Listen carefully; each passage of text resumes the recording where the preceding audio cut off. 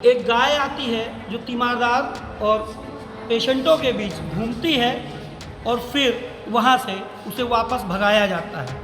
लेकिन आखिर जिला अस्पताल में इतनी बड़ी लापरवाही कैसे हो गई कि इन बीमार लोगों के बीच एक गाय चली आती है। ये हाउसकीपिंग सफाई कर्मी रूम नंबर 54 जो फिलहाल अभी बंद है और अभी तक ये यहीं थे, बोलते और देखते हैं ये कहाँ हैं। तो ये है, खाली पड़ा हुआ है और इसके जिम्मेदार कहाँ हैं हम ये पता करने की कोशिश करते हैं। वाह, क्या कमाल का नजारा है।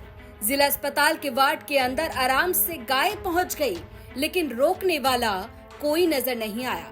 गाय के बीच तमाम मरीज और तीमारदार डर में हैं। डर कि कहीं गाय हमला न कर दे। अस्पताल में हुई इतनी बड़ी लापरवाही का जिम्मेदार कौन है? पॉइंट ब्लैंक में आज हम रायबरेली के जिला अस्पताल की बात करेंगे।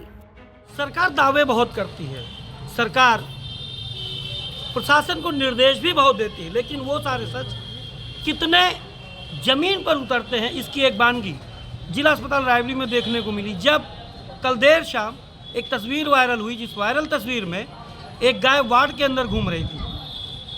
आखिर लापरवाही कहाँ से हुई? एक वार्ड के अंदर, जिला अस्पताल के अंदर गाय कैसे पहुंच गई? इन सब का सच निकालने हम आए हैं जिला अस्पताल रायबरेली। अब हम कोशिश करेंगे कि आखिर गाय किधर से गई और वार्ड में कैसे घुस गई और इन सब के बीच लापरवाही किसकी हुई। जिला अस्पताल में गाय का वीडियो वायरल होने के बाद यूपी तक की टीम ग्राउंड जीरो पर उतरी और खबर की तह तक पहुंचने की कोशिश की। हमारी टीम उसी वार्ड में पहुंची जहां गाय घुस गई थी। यहाँ मौजूद तीमारदारों से बातचीत की गई, लेकिन हैरानी तो देखिए, जिस वार्ड के पास सफाई कर्मचारियों का कमरा है वहाँ पर कुंडी लगी है, कोई मौजूद ही नहीं मिला।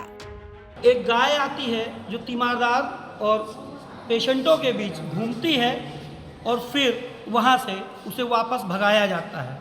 लेकिन आखिर जिला अस्पताल में इतनी बड़ी लापरवाही कैसे हो गई कि इन बीमार लोगों के बीच एक गाय चली आती है। गाय इस अस्पताल के परिसर के अंदर आती है। आखिर इतनी बड़ी चूक किससे हुई? तो ये तीमारदार थे, हम इनसे बात करते हैं। कब की घटना है और क्या हुआ था उस समय? कल 7-8 बजे आई थी गाय। तो क्या देखा आपने?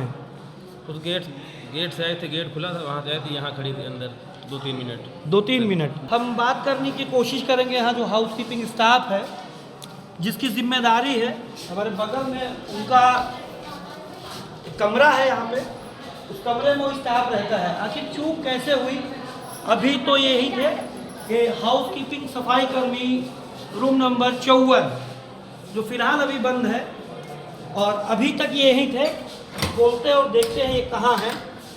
तो ये है, खाली पड़ा हुआ है और इसके जिम्मेदार कहाँ हैं हम ये पता करने की कोशिश करते हैं। मैं तो ड्यूटी में नहीं थी, मेरी मॉर्निंग थी। तो सुना तो होगा आपने। हाँ। अब आप इस लापरवाही के लिए किसको जिम्मेदार समझती हैं? गार्ड को। गार्ड ने आने क्यों दिया? तो मतलब गार्ड में कैसे गार्ड होते हैं? गार्ड जो चौकीदार और गार्ड का रोल है ना इसमें। जी जी। गेट इधर से क्यों खोल दिया गया? गेट क्यों खोला गया? सिस्टर तो पेशेंट अटेंड करने गई हैं, पेशेंट 18-19 आए हैं, पेशेंट अटेंड करने गई हैं, पेशेंट का काम करने गई हैं। तो मेन तो गार्ड और चौकीदार का रोल है ना। अस्पताल में मौजूद डॉक्टर और नर्स इस मामले में गार्ड को दोषी बता रहे हैं। वहीं जिला अस्पताल के सीएमएस साहब अब कार्रवाई की बात कह रहे हैं।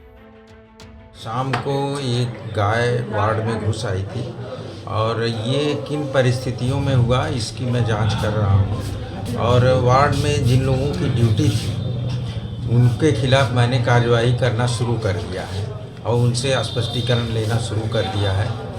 और इस तरह का प्रकरण पुनः न हो, इसके लिए हम अपने अस्पताल के गार्डों को भी सचेत कर दिए हैं, चेतावनी दिए हैं। और उस समय ड्यूटी में तैनात staff nurse, ward boy, sweeper जिनकी भी ड्यूटी थी उनको जिम्मेदार बताया है। सीएमएस साहब कह रहे हैं कि अब लापरवाही करने वालों पर एक्शन लिया जाएगा, लेकिन सवाल तो ये कि आखिर ऐसी नौबत ही क्यों आई? कैसे कोई अन्ना जानवर मरीजों के बीच वार्ड तक पहुंच गया? अगर मरीजों पर हमला कर दिया जाता या अगर कोई इन्फेक्शन हुआ तो उसकी जिम्मेदारी कौन लेगा? ऐसे में उठते हैं कई बड़े सवाल। पहला सवाल, सरकारी दावे क्या बस कागजों तक सीमित हैं? दूसरा सवाल, मरीजों पर हमला हो सकता था, इन्फेक्शन फैल सकता है, लापरवाही किसकी है? तीसरा सवाल, किसके खिलाफ और कब तक एक्शन लिया जाएगा? चौथा सवाल, जिला अस्पताल में लापरवाही का जिम्मेदार कौन है? तो तमाम जिम्मेदार अधिकारी साहब सामने आइए और इन सवालों का जवाब दीजिए। पॉइंट ब्लैंक इसी तरह आपकी खबरों को लेकर आता रहेगा और आप ही के सवालों को उठाता रहेगा। इस खबर से जुड़ी और इस शो से जुड़ा अपना सजेशन कमेंट बॉक्स में जरूर रखें। रायबरेली से शैलेंद्र प्रताप सिंह की रिपोर्ट, यूपी तक।